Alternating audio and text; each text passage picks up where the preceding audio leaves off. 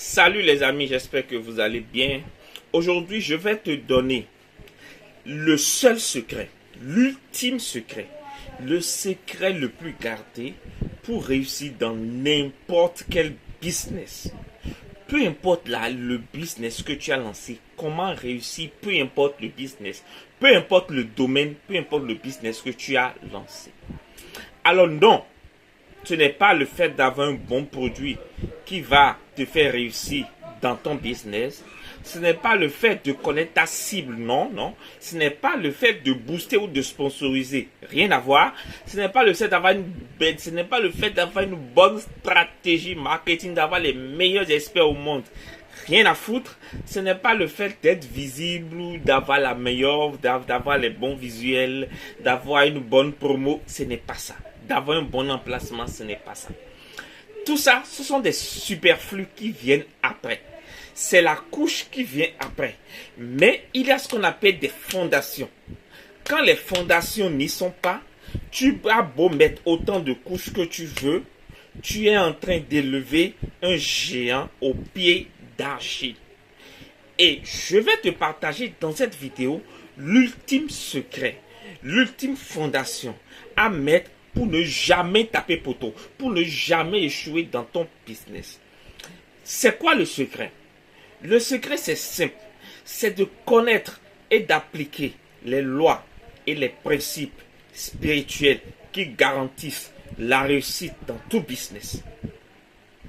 Je répète, c'est le fait de connaître et d'appliquer les principes et les lois spirituelles qui garantissent le succès dans tout business.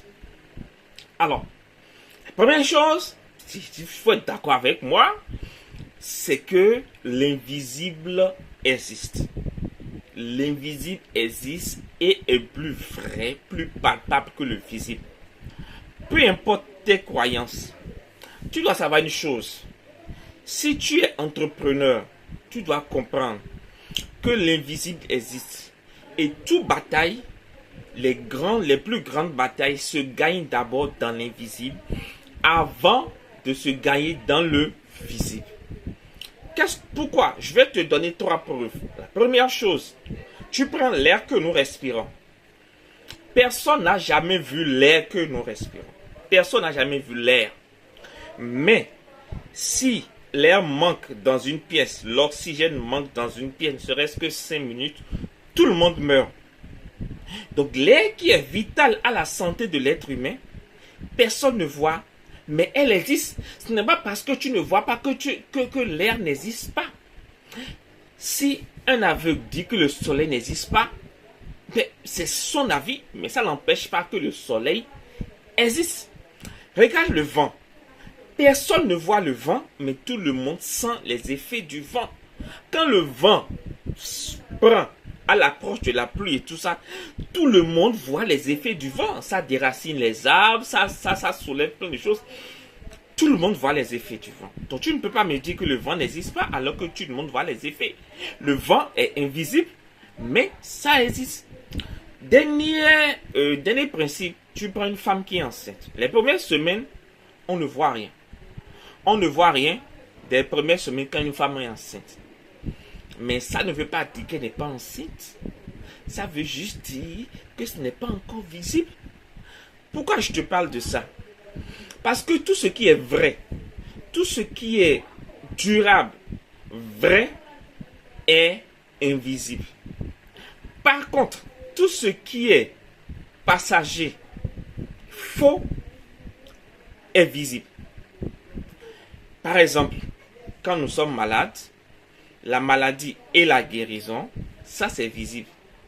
Tu vois, j'achète cette montre, elle va se gâter demain, je vais la jeter, ça c'est visible. De la même façon, dans ton business, tu dois savoir que toute réussite que tu veux bâtir dans ton business doit d'abord être bâtie dans l'invisible. Et quand quelqu'un veut te détruire, la personne va d'abord procéder à ta destruction dans l'invisible. Donc, ce sur quoi tu dois chercher à avoir le contrôle d'abord dans ton business, ce n'est pas le visible, mais c'est l'invisible.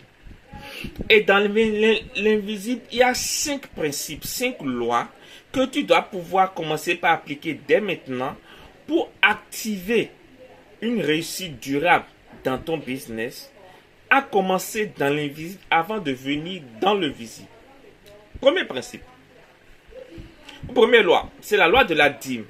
C'est la loi du principe. Le principe de la dîme. La dîme dit qu'il faut donner à Dieu les 10 premiers pourcents de ses bénéfices nets. À la fin du mois, quand tu fais ton point, à la fin de la semaine, à la fin de la journée, c'est à toi de voir la fréquence.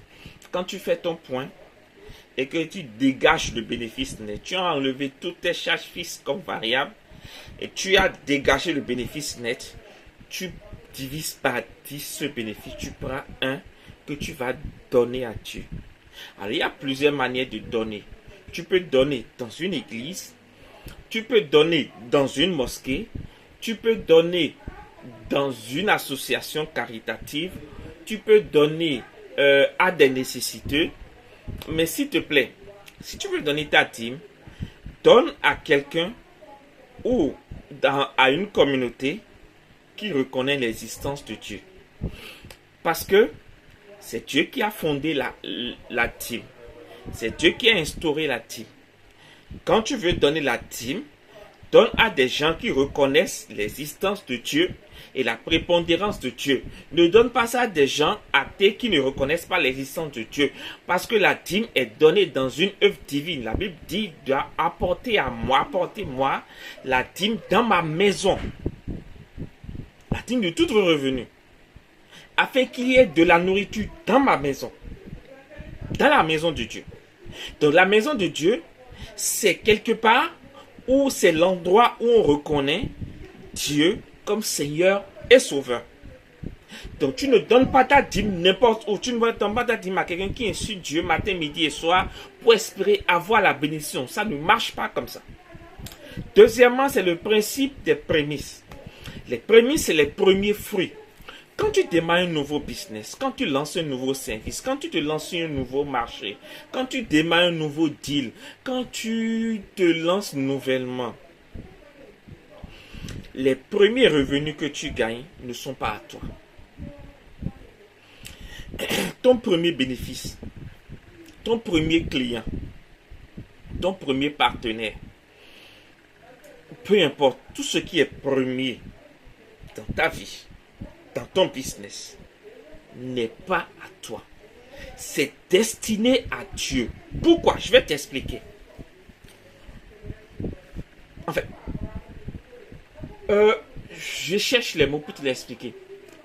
L'avenir du reste dépend du premier. L'avenir de tout ce qui vient après dépend du premier. Dépend du sort. Le sort de tout ce qui vient après dépend du sort qui a été réservé au premier. C'est pour ça que les aînés sont prisés dans les foyers. Pourquoi? Parce que de l'aîné dépend tout ce qui va être découlé. Dans le monde spirituel, le sort qui est réservé au premier détermine le sort de tout le reste. C'est pour ça dans la Bible, quand Adam a péché, tout le premier homme Adam a péché, tout le reste a péché. Quand Jésus, qui est le deuxième Adam, donc qui est venu mettre en place une nouvelle race, d'accord, tous ceux qui sont sortis de lui sont devenus saints. C'est un principe basique. Tout ce qui est premier détermine la suite du reste. Donc, quand tu t'es lancé en business, tout ce qui est premier n'est pas à toi. Donne ça encore une fois à une œuvre selon ce que Dieu te dit, te met à cœur. Donne ça à une œuvre qui est reconnue ou qui reconnaît l'existence de Dieu. Le troisième principe, ce sont les offrandes d'action de grâce. De temps en temps, quand tu as de fortes rentrées financières, tu sais, il arrive des moments où nous avons de très fortes entrées de fonds inhabituelles, des entrées de fonds inhabituelles. Utilise ces entrées de fonds, prends une partie pour rendre grâce à Dieu, pour faire des offrandes d'action de grâce.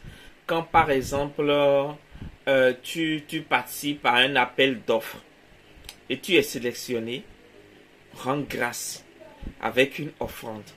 Quand tu